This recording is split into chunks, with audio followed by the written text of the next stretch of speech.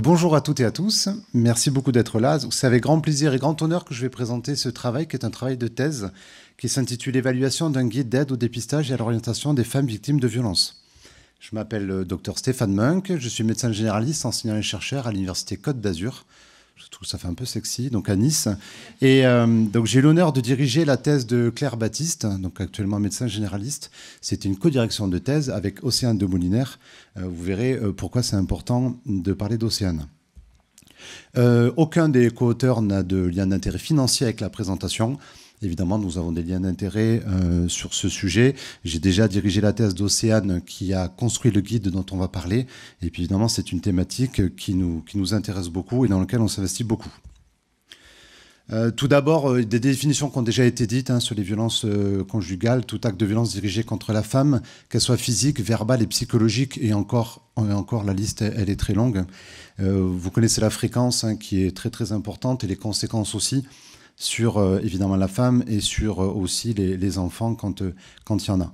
Le rôle du médecin et du médecin généraliste notamment, il est central. On a démontré que souvent, enfin des études ont montré que les médecins ce sont les premiers informés par la patiente, ce sont les interlocuteurs privilégiés pour les patients. Il y a un dépistage quand même qui est un peu systématique et qui est recommandé par les sociétés savantes, et en pratique, il est très peu fait. Non seulement il est très peu fait, puis il y a très peu de progrès dans les années précédentes. Il y avait des études en 2022, des études en 2023, et en 2023, il y avait à peu près 13% des femmes, 14% pardon, des femmes qui déclaraient avoir été interrogées sur les relations conjugales, de façon aussi vague que ça. Ça peut être intéressant, mais c'est que 14%, et 3% précisément sur les violences subies. Du coup, en 2022, lors d'une thèse, on a créé un guide d'aide au dépistage et à l'orientation des victimes. Donc, c'était par le docteur Océane de Molinaire, et donc je dirigeais la thèse. C'est un contenu avec 10 étapes de dépistage et d'orientation. C'était important pour nous. Et ça a été élaboré par une méthode Delphi, d'une puissance assez importante, avec beaucoup d'experts. Donc là, il y a quelques images. J'en ai d'autres après à la fin pour ceux vraiment qui seraient intéressés. Il n'est pas encore publié parce que justement, il y a le travail d'aujourd'hui. Et le travail d'aujourd'hui, son objectif, c'était d'évaluer l'utilité, l'acceptabilité et l'utilisabilité du guide. Quand on veut évaluer un outil concret, donc là c'était un guide, on se dit, tiens, est-ce qu'il y a une échelle d'évaluation d'un guide, comment on peut faire? Dans les littératures, il y a souvent 3 aspects qui peuvent être intéressants d'étudier: l'utilité, l'acceptabilité et l'utilisabilité. L'utilité, c'est est-ce que vraiment on a besoin de cet outil-là? Est-ce qu'il répond à une attente? Est-ce que c'est une problématique qui est importante? L'utilisabilité, c'est OK, il y a un outil, il est important parce qu'il y a des besoins, mais bon, est-ce qu'il est utilisable? D'accord? Est-ce qu'il est court? Est-ce qu'il fait 200 pages? Voilà. Tout le monde a évidemment lu tous les documents, les recommandations intégrales de l'HS, ça fait 200 pages. Bon, en pratique, ils ne sont pas utilisables, d'où des synthèses qui sont créées. Est-ce qu'il est acceptable, l'outil? Est-ce qu'il répond à ma pratique? Est-ce qu'il répond à mes valeurs? Si oui, tant mieux. On a aussi dans cette étude-là identifié les freins à son utilisation et les axes d'amélioration. Comment on a fait? On a fait une approche qualitative. On est allé interroger des médecins généralistes dans les Alpes-Maritimes et dans le Var. L'entretien semi-dirigé auprès des médecins généralistes a été réalisé en 2 temps. Un premier temps, on leur a envoyé le guide et une quinzaine de jours après, voire un peu plus, on est allé les interroger. Et après, on s'est rendu compte que quand même, ils n'avaient peut-être pas... c'était peut-être pas approprié l'outil autant qu'on aurait voulu. Et donc, il y a un deuxième entretien qui a été fait après en disant maintenant, ça fait 1 mois, 2 mois, 3 mois qu'on s'est vu, vous avez utilisé l'outil. Est-ce qu'il y a des choses que vous voudriez nous rajouter? L'analyse des données, évidemment, était complète avec un double codage et l'utilisation d'Envivo. Donc il y a 12 entretiens qui ont été faits avec 8 femmes et 4 hommes, encore une fois des médecins généralistes. Le premier entretien, celui qui était fait peu de temps, 15 jours, 1 mois après l'envoi du guide, a duré 31 minutes, entre 16 et 53 pour la plus longue. Le deuxième entretien était beaucoup plus court, c'était depuis la dernière fois, qu'est-ce que vous voulez rajouter? Ils avaient déjà lu les entretiens qu'on avait fait avec eux, et donc en moyenne, les entretiens duraient 6 minutes, ce qui est court, mais ce qui est normal pour ce deuxième entretien-là. Les résultats, du coup, sur l'utilité. Unanime sur le fait que le guide était utile, que ça a été un gain de temps en consultation et une aide concrète, notamment pour celles et ceux qui avaient déjà pu l'utiliser. On a retrouvé aussi un élément très important, c'est sur le fait que ça a apporté de l'information et de nouvelles connaissances. Donc ce n'était pas juste un rappel de ce qu'on sait déjà et qui est plus pratique, ça a apporté vraiment de l'info. L'utilisabilité, elle était claire, utilisable, facile, parce que c'était un format qui était synthétique. Il y avait un format papier, un format PDF, il y avait des annexes, ce qui permet aussi, avec la patiente, de pouvoir être très interactif. L'appropriation de l'outil était très très rapide, c'est important. Si vous avez un outil, franchement l'outil est génial et dans 2 ans vous serez prêt. Ouais, c'est peut-être pas hyper top. En termes d'acceptabilité, comme je vous le disais, c'était compatible avec la pratique professionnelle et avec les valeurs de tous les médecins généralistes qui ont été interrogés. Ce qu'on a retrouvé qui était notable, c'était l'impact sur la pratique avec ce qu'on appelle un effet de progression. Tous les participants, tous les médecins avaient été sensibilisés davantage au sujet, alors qu'ils pouvaient l'être déjà, ils étaient volontaires, donc on peut imaginer qu'ils avaient une appétence pour ce sujet. Et bien, ils avaient été encore plus sensibilisés, notamment sur le dépistage, et ça a clairement changé dans leur pratique.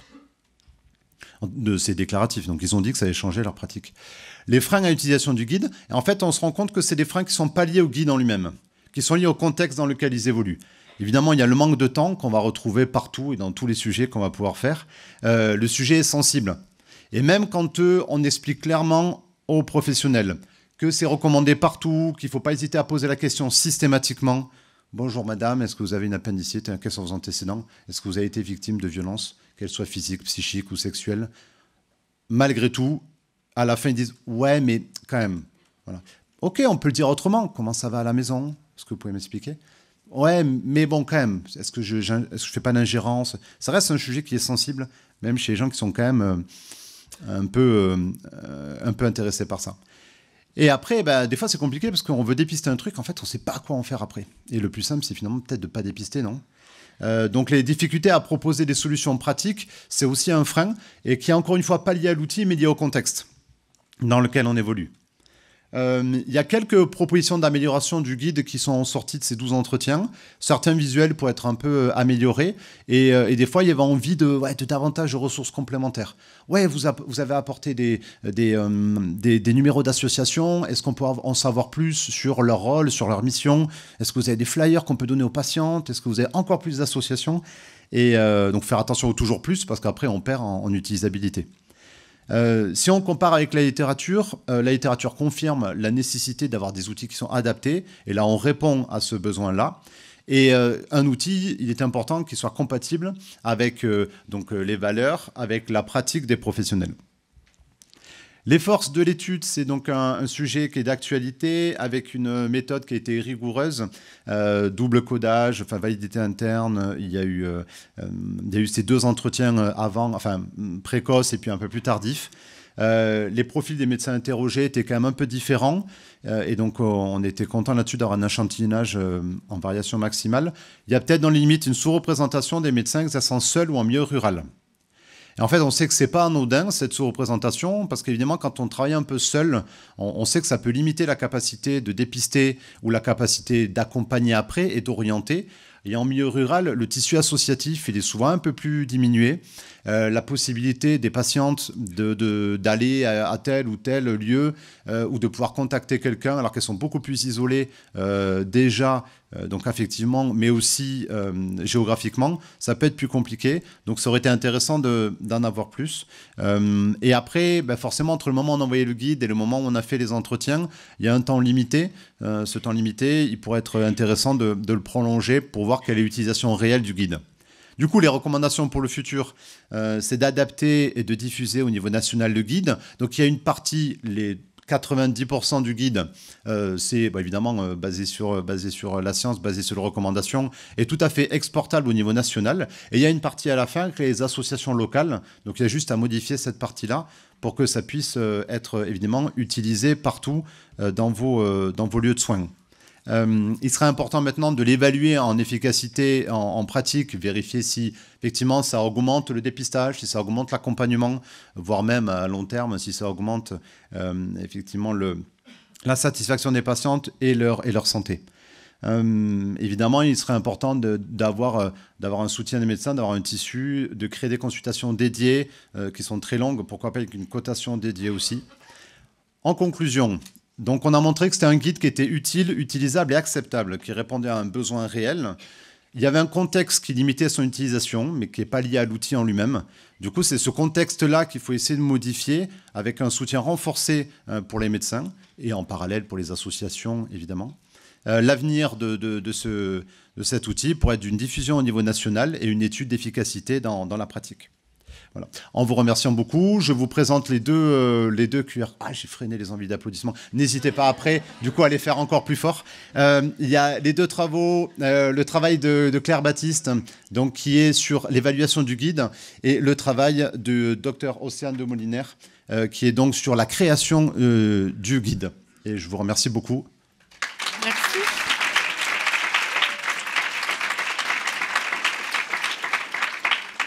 Merci beaucoup. Donc, on va prendre une première question. Là. Il y en a une à l'avant de la salle et puis après, tout au fond.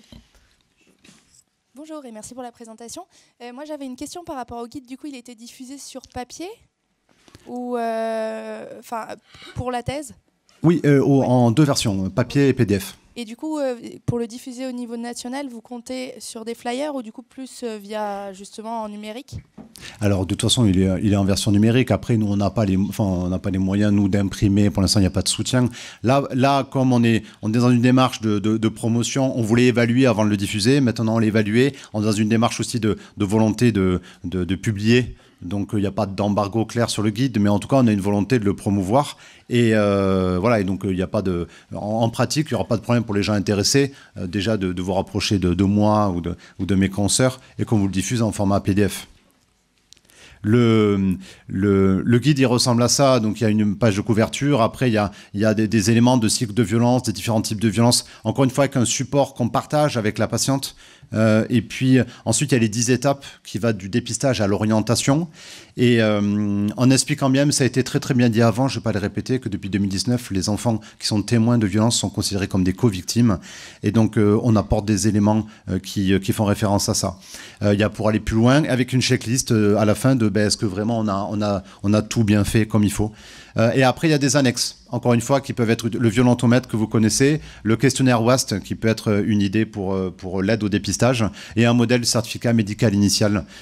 Et enfin, voilà, des éléments du ministère de l'Intérieur et une fiche de transmission d'informations préoccupantes. Là, c'est celle des Alpes-Maritimes, mais vous pouvez effectivement le modifier à souhait. Bonjour, merci beaucoup pour le travail de vos collègues et votre présentation. Alors vous y avez déjà un petit peu répondu à ma question en mettant les annexes avec le violentomètre. Est-ce que vous avez eu l'information auprès des médecins que vous avez rencontrés, de savoir s'ils utilisaient déjà d'autres outils? Je pensais en particulier au violentomètre, qui est beaucoup moins complet, mais qui les aurait peut-être déjà sensibilisés à ce contact avec les patientes.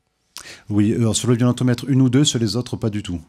WAST par exemple, ou sur évidemment ils faisaient déjà des certificats médicaux initiaux qui pouvaient être, enfin voilà, ils ont déjà été confrontés à cette situation là. Le violentomètre a été de mémoire utilisé par quelques médecins, mais très très peu, d'accord, et pas forcément d'ailleurs dans une promotion. Nous, il est affiché dans la salle d'attente, dans les salles d'attente, il est au bureau de certains médecins. Moi je l'ai pas dans mon bureau, mais sur la salle d'attente. Sachez juste que le violentomètre qu'on peut récupérer, nous par exemple, le violentomètre sur le côté, il y a marqué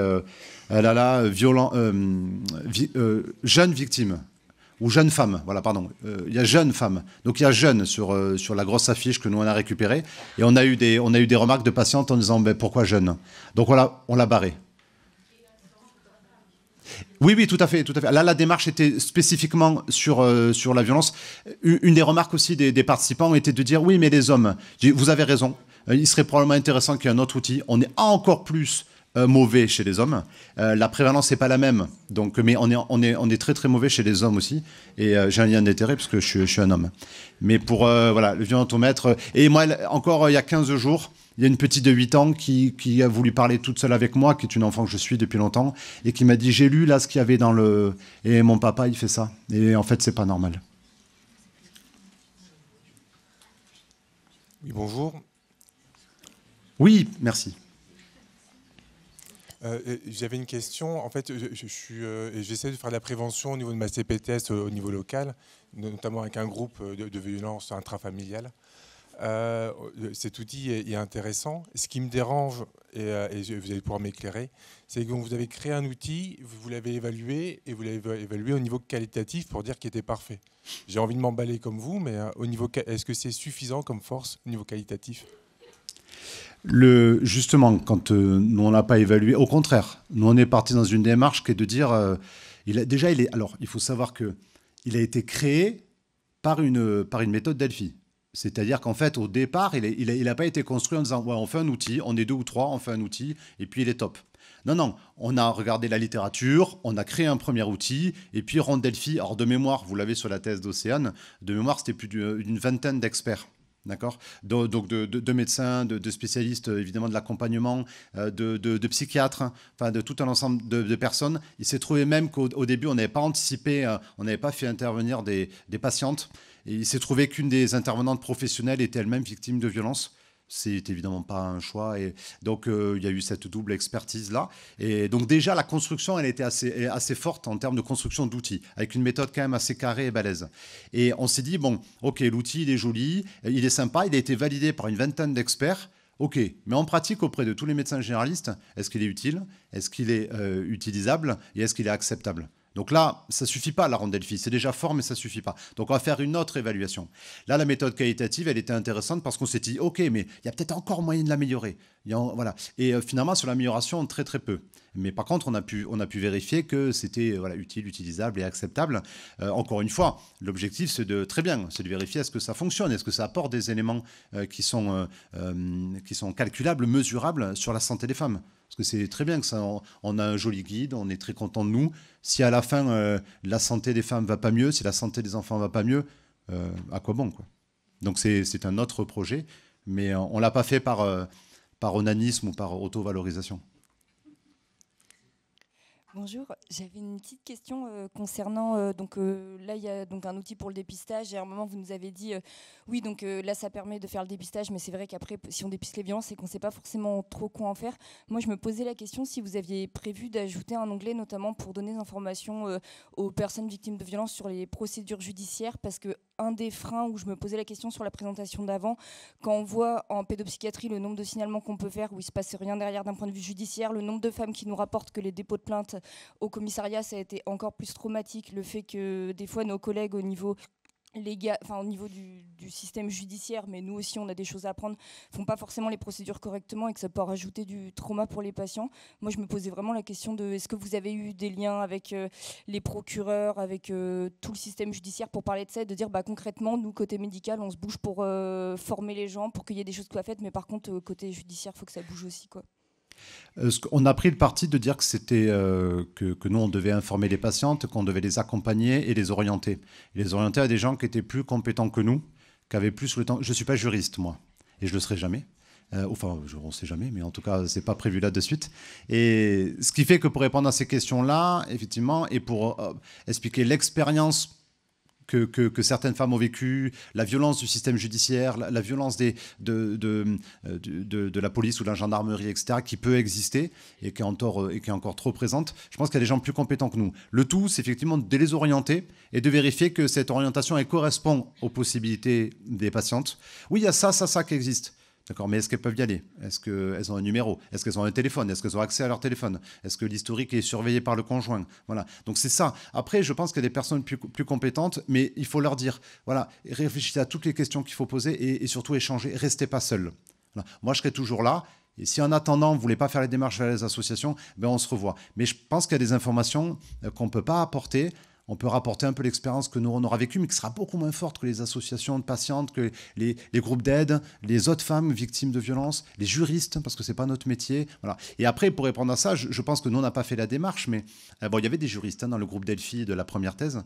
Mais je pense qu'après, il pourrait être intéressant de promouvoir, comme ça a été fait à Lille, enfin dans la région de Lille, à Cambrai, d'aller voir effectivement la gendarmerie en disant, voilà ce que nous, on a mis en place, voilà les associations qui existent. Il faudrait voir un petit peu entre le tissu associatif et le judiciaire, ce qui se passe. Et là, j'avoue qu'on s'est cantonné à ce qui est déjà beaucoup, mais il serait aussi dans des territoires plus bassins de population, de voir autour de la gendarmerie qui est proche de chez vous, du commissariat qui est proche de chez vous, de l'école, de tout un ensemble de choses, ce qu'on peut faire encore pour travailler tous ensemble. Je me permets de revenir sur une des questions qui a été posée par rapport à l'efficacité. La question, c'est est-ce que les 13 médecins, est-ce qu'ils faisaient déjà de la prévention et c'était plutôt un outil pour aider à améliorer cette prévention, ou c'est des médecins qui ne posaient pas du tout la question et du coup ça les a aidés à démarrer le sujet en fait? Ou est-ce que c'est les deux? Est-ce que voilà, dans les 13 médecins, est-ce que c'est déjà des gens qui avaient l'habitude de faire de la prévention? Est-ce qu'il y a eu un biais là-dessus, quoi? Alors, ça a été un recrutement par effet boule de neige, donc ça n'a pas été que du volontariat. On est allé un peu chercher des gens, justement, pour pas dire « Tiens, il y a ça, qui est intéressé ?» Et puis finalement, on recrute que des gens qui savent tout faire, quoi. On a une majorité qui était intéressée par le sujet, donc qui savait que ça existait, qui était conscient de... même pas de la prévalence, mais enfin, qui était conscient que ça existait et que c'était quand même important, que c'était fréquent, mais pas à ce niveau-là. Et par contre, on s'est rendu compte que mais tous... 100%, on s'en fout des pourcentages, c'est du quali, mais en tout cas, tous les participants qu'on a eu en essayant d'avoir un échantillonnage qui est bien varié, tous ont appris énormément de choses rien qu'avec le guide. Et on voit cet effet de progression qui arrive chez tout le monde. Donc, même chez certains qui avaient probablement un dépistage qui était plus fréquent que la norme, on va dire, que la moyenne des médecins, tout le monde a été beaucoup plus sensibilisé, a beaucoup plus dépisté. Voilà. Et pour certains, ça a été un effet progressif qu'ils ont exprimé, c'est du qualitatif, comme étant très important. Mais tout le monde a progressé, tout le monde a appris des trucs, et même s'ils ne partaient pas du même départ, ils ont tous été plus sensibilisés, pas que sur le dépistage, aussi sur l'orientation, sur l'accompagnement, avec des outils qu'ils ne connaissaient pas pour la plupart. Donc il y a cet effet de progression qui était très important. Et toutes les personnes ne faisaient pas ça toute la journée. On a eu un échantillonnage assez intéressant par rapport à l'heure. Voilà. Mais c'est vrai que c'est une des critiques. On aurait aimé au départ, après c'est une histoire de faire un audit, en disant, ben voilà, quelle est votre pratique? On vous donne un guide, et non seulement vous nous dites ce que vous en pensez, puis on refait un audit de votre pratique. Et on voit si les choses ont progressé. Au niveau qualitatif encore, hein, puisque en petit échantillon. Mais en termes de temps, c'était un peu compliqué de laisser beaucoup de temps aux professionnels de faire un audit. Enfin, nos internes, et à juste titre, ont des impératifs et personnels et professionnels qui fait qu'on n'a pas forcément 4 ans pour faire une thèse. Même si on voudrait qu'elle soit parfaite, elle est déjà que 99% parfaite. Il y a éventuellement le temps pour une dernière question, s'il y a une question qui reste quelque part. Ici, s'il vous plaît. Voilà, quelle foulée, incroyable. Bonjour, merci beaucoup pour votre outil. Moi, je suis interne. Dans la subdiv de Montpellier, j'ai fait mon stage à Perpignan aux urgences. J'en sors et j'avais une victime de violence conjugale, je dirais une par jour à peu près, qui venait au valide. Et en fait, c'était horrible parce que même s'il y avait des outils pour les orienter, j'arrivais pas à faire en sorte qu'elle s'en saisisse. Je passais 1 heure avec elle au grand désespoir de mes chefs pour essayer de leur vendre le truc et tout. Et en fait, derrière, je savais qu'elles n'allaient pas aux consultations, qu'elles n'allaient pas se saisir de la médecine légale, etc. Et je voulais savoir si les retours des gens de votre étude et des praticiens avait montré qu'il y avait une meilleure adhésion des patientes à ce qu'on peut leur proposer derrière grâce à votre outil. Dans ce que vous décrivez, quand on parle d'entretien motivationnel, on va parler de réflexe correcteur. Nous, en tant que médecin, on a envie de corriger les choses qu'on n'aime pas. Alors, il faut qu'il arrête de fumer parce que c'est pas bon pour sa santé. Il faudrait qu'elle aille porter plainte parce que ce qu'elle vit, c'est pas normal, c'est injuste. Et puis, quelqu'un qui fume, bon, il y a moins en plus d'affectif qu'une femme qu'on voit et qui est violentée, qui est sous emprise et qui fait rien. Malgré tout, ce qui est très important, et c'est là le pouvoir que vous avez en étant médecin généraliste, c'est de pouvoir les accompagner en fonction de leur temporalité, plus facilement que quand vous êtes aux urgences. Ce qui est très très important, c'est le respect de la temporalité. Et il est probable, peut-être, que plus vous passez du temps à essayer de convaincre, plus vous pouvez renforcer les résistances. Ce qu'on voit aussi dans l'entretien motivationnel aussi, vous avez une ambivalence. Elle sait que c'est pas juste. Elle est sous emprise, donc elle ne veut pas porter plainte. Cette ambivalence-là, si vous mettez trop de poids, qui sont vos arguments à vous, sur le fait qu'il faut qu'elle porte plainte, c'est pas normal. Et puis il fait ça, il fait ça, il fait ça. Oui, mais. Et elle va renforcer, elle, ses résistances. Et à la fin, cette balance-là, finalement, elle va plus pencher sur les résistances. Donc faites attention dans ces cas-là et soyez vraiment à l'écoute. Est-ce que vous avez besoin de numéros d'association? Non. Non, mais tenez, prenez-les. Non, elle n'en a pas besoin. Et à tout moment, je suis là pour vous. Voilà. Et puis, je ne dis pas qu'il faut expédier le truc, mais attention à ne pas prendre trop de temps, qui serait peut-être pas un respect de la temporalité de la patiente et qui pourrait renforcer ses résistances. Et vous risquez d'être contre-productive. Contre-productive pour elle est beaucoup trop touché aussi pour vous à cause de ce réflexe correcteur. D'où la décision partagée. On partage la décision. Donc du coup, ce n'est pas moi en tant que médecin qui porte toute la charge de la souffrance de la patiente. On décide ensemble. Elle décide ça. Elle a les infos qu'elle a voulu. J'ai partagé tout ce que je savais, tout ce qu'elle voulait en tout cas que je lui partage. On a décidé ensemble. Donc du coup, ma porte est ouverte, je suis là et peut-être dans 3 jours, 1 mois, 2 mois. Le certificat, vous n'en avez pas besoin, vous ne voulez pas. Ok, est-ce que ça vous va si je l'écris, je le garde dans mon dossier, même je le bloque que pour moi. Je suis en maison de santé, je peux décider le certificat de l'ouvrir que à moi, même pas aux autres médecins.